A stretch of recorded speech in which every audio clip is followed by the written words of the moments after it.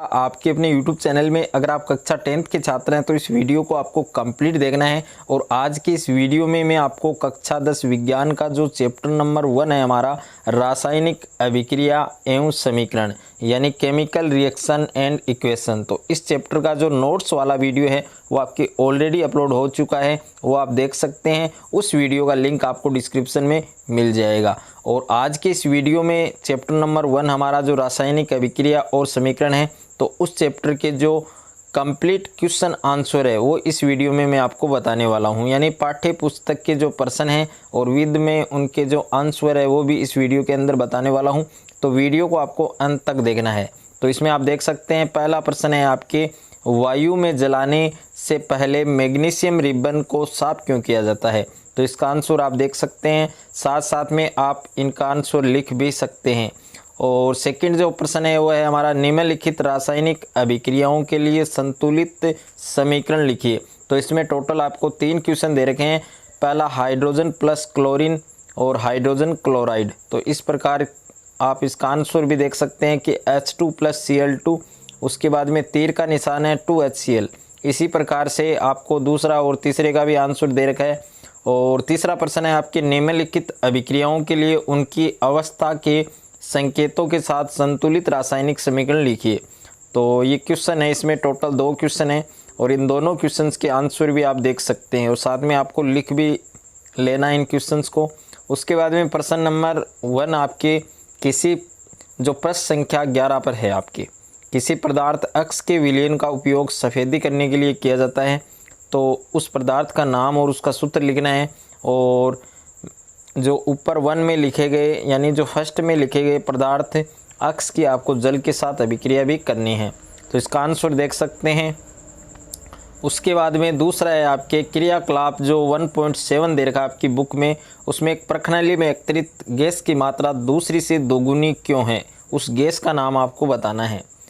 तो इसका आंसर भी यहाँ पर दे रखा है, उसका आंसर भी आप लिख सकते हैं। उसके बाद में पाठ्य पुस्तक प्रश्न संख्या जो 15 है, जिसमें पहला प्रश्न आपको दे रखा है, प्रश्न संख्या दे रखी है 15, और जिसमें पहला प्रश्न है, जब लोहे की कील को कॉपर सल्फेट के विलयन में डुबोया जाता है तो विलयन का रंग क्यों बदल जाता है।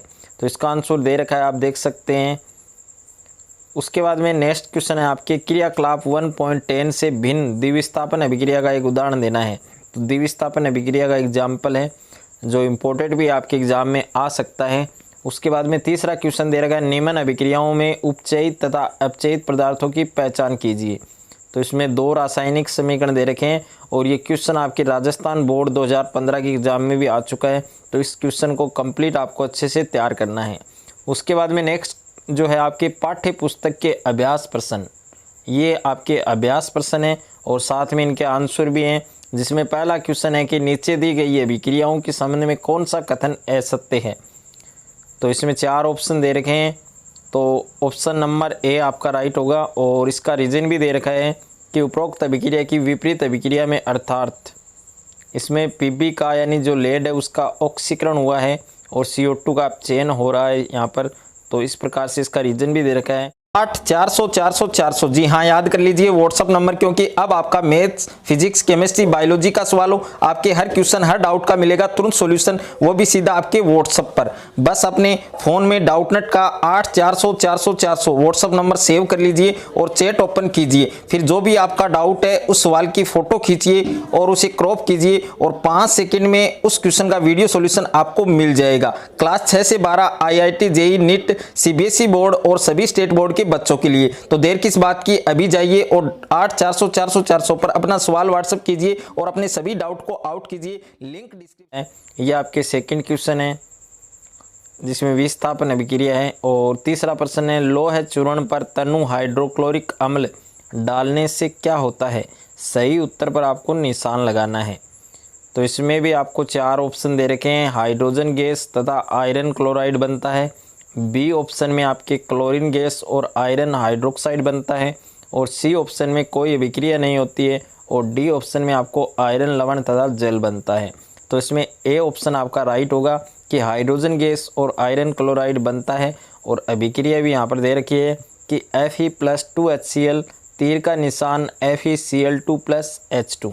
उसके बाद में क्वेश्चन नंबर 4 है आपके, संतुलित रासायनिक समीकरण क्या है और रासायनिक समीकरण को संतुलित करना क्यों आवश्यक है। तो ये भी आप पढ़ सकते हैं, इसको याद कर सकते हैं। उसके बाद में हम नेक्स्ट क्वेश्चन की बात करेंगे। क्वेश्चन नंबर 5 है आपके, निम्नलिखित कथनों को रासायनिक समीकरण के रूप में परिवर्तित कर उन्हें संतुलित कीजिए। जिसमें पहला है, नाइट्रोजन गैस हाइड्रोजन गैस के संयोग करके अमोनिया बनाती है।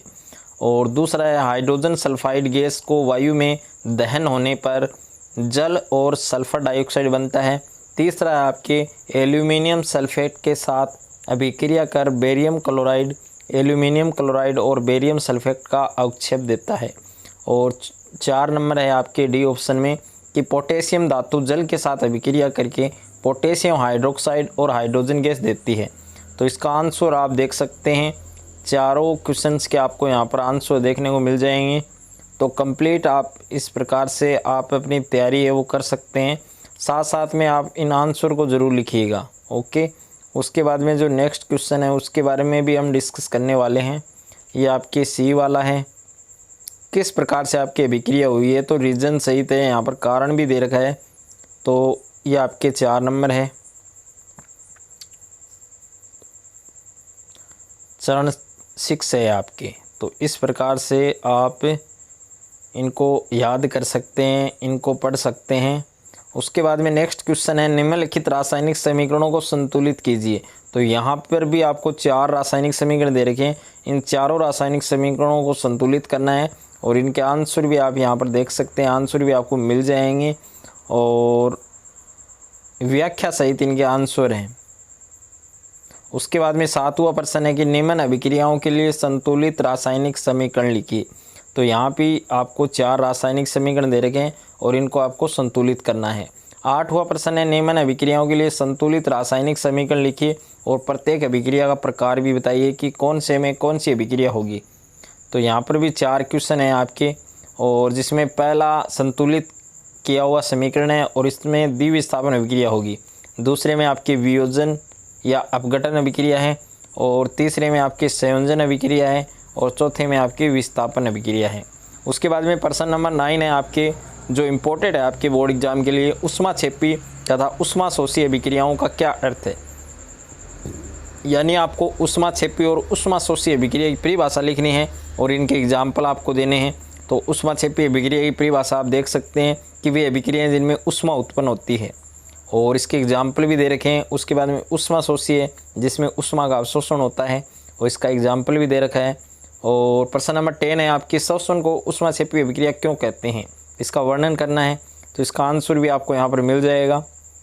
उसके बाद में प्रश्न नंबर 11 है आपके, वियोजन अभिक्रिया को संयोजन अभिक्रियाओं के विपरीत क्यों कहा जाता है, इन अभिक्रियाओं के लिए समीकरण लिखिए। तो पहले आपको संयोजन अभिक्रिया की परिभाषा एग्जाम्पल लिखना है। उसके बाद में वियोजन अभिक्रिया है उसकी परिभाषा और एग्जाम्पल लिखने हैं। उसके बाद में प्रश्न नंबर 12 है आपके, उन वियोजन अभिक्रियाओं को एक एक समीकरण लिखिए जिनमें उष्मा, प्रकाश और विद्युत के रूप में ऊर्जा प्रदान की जाती है। तो सबसे पहले आपके उष्मा के रूप में है, कैल्शियम कार्बोनेट को गर्म करने पर यह अपघटित होकर कैल्शियम ऑक्साइड और CO2 देता है, ये इसका समीकरण है। उसके बाद में प्रकाश के रूप में है तो सिल्वर क्लोराइड वाली जो अभिक्रिया है, तो ये भी आप देख सकते हैं। और विद्युत के रूप में जल है, जल का निर्माण है। और प्रश्न नंबर 13 है आपके, विस्थापन और द्विविस्थापन अभिक्रियाओं में क्या अंतर है, इन अभिक्रियाओं की समीकरण लिखिए। इंपॉर्टेंट क्वेश्चन है। तो विस्थापन अभिक्रिया की जो परिभाषा है, मूल परिभाषा, वो आपको याद करनी है, इसका एग्जाम्पल याद करना है। उसके बाद में द्विविस्थापन अभिक्रिया की परिभाषा और इसका एग्जाम्पल याद करना है। और क्वेश्चन नंबर 14 है आपके, सिल्वर के शोधन में सिल्वर नाइट्रेट के विलयन में सिल्वर प्राप्त करने के लिए कॉपर धातु द्वारा विस्थापन किया जाता है, इस प्रक्रिया के लिए आपको अभिक्रिया लिखनी है। तो ये अभिक्रिया आपको दे रखी है, स्पष्ट रूप से आपको याद करनी है। उसके बाद में क्वेश्चन नंबर 15 है आपके, अवक्षेपण अभिक्रिया से आप क्या समझते हैं, उदाहरण आपको देना है। तो अवक्षेपण अभिक्रिया की परिभाषा आपको दे रखी है, जिसमें ऐसी अभिक्रिया जिसमें उत्पाद अविलेय अवस्था में प्राप्त होकर विलयन में नीचे स्थिर हो जाता है, तो अवक्षेप कहलाता है। और ये क्रिया क्या कहलाई, अवक्षेपण अभिक्रिया। और इसका एग्जाम्पल भी यहाँ पर दे रखा है। क्वेश्चन नंबर 16 है आपके, ऑक्सीजन के योग या ह्रास के आधार पर निम्न पदों की व्याख्या कीजिए, प्रत्येक के लिए 2 उदाहरण दीजिए, जिसमें उपचयन है और अपचयन है। तो उपचयन की परिभाषा, इसके एग्जाम्पल, उसके बाद में अपचयन की परिभाषा और इसके एग्जाम्पल। क्वेश्चन नंबर 17 आपके एक भूरे रंग के चमकदार तत्व एक्स को वायु की उपस्थिति में गर्म करने पर वह काले रंग का हो जाता है। इस तत्व एक्स का नाम और उस काले रंग के यौगिक का नाम बताना है। तो तत्व एक्स का नाम है कॉपर और काले रंग का जो यौगिक है वो कॉपर ऑक्साइड। उसके बाद में क्वेश्चन नंबर 18 है आपके लोहे की वस्तुओं को हम पेंट क्यों करते हैं? जंग से बचाने के लिए। तो इस प्रकार का आंसर आपको लिखना है। और क्वेश्चन नंबर 19 आपके तेल और वसायुक्त खाद्य पदार्थों को नाइट्रोजन से प्रभावित क्यों किया जाता है? तो इसका आंसर स्पष्ट लिख रखा है, तो ये आपको याद करना है। उसके बाद में क्वेश्चन नंबर 20 है आपके निम्न पदों का वर्णन कीजिए, प्रत्येक का एक एक उदाहरण दीजिए। यानी आपको व्याख्या करनी है। पहला है आपके संक्षारण और दूसरा है विकृत गंधिता। तो संक्षारण क्या होता है? जब किसी धातु की सतह वायु, जल तथा अपने चारों ओर उपस्थित किसी अन्य पदार्थ द्वारा अभिक्रमित हो जाती है और इस पर जंग लग जाती है तो वो संक्षारण कहलाती है। ओके, और इसे संक्षारित वस्तु भी कहते हैं और यह प्रभाव संक्षारण कहलाता है। उदाहरण के लिए लोहे पर जंग लगना। और उसके बाद में विकृत गंधिता वाला है, तो विकृत गंधिता को भी आपको बहुत ही अच्छे से याद करना है कि तेल और वसा के उपचयित हो जाने पर ये विकृत गंधी हो जाते हैं और इनकी गंध व स्वाद में परिवर्तन हो जाता है और इनमें प्रति ऑक्सीकारक पदार्थ मिलाकर या भोज्य पदार्थों को निर्वातित पात्रों में रखकर या इनमें नाइट्रोजन प्रवाहित करके इस प्रक्रिया को रोका जा सकता है। उदाहरण है आलू की चिप्स की थैलियों में नाइट्रोजन प्रवाहित करके उन्हें उपचयित होने से बचाया जा सकता है, यानी उसमें नाइट्रोजन गैस भरी जाती है। तो इस प्रकार आपको ये सारे क्वेश्चन देख सकते हैं आप और इन क्वेश्चंस को आप याद कर सकते हैं।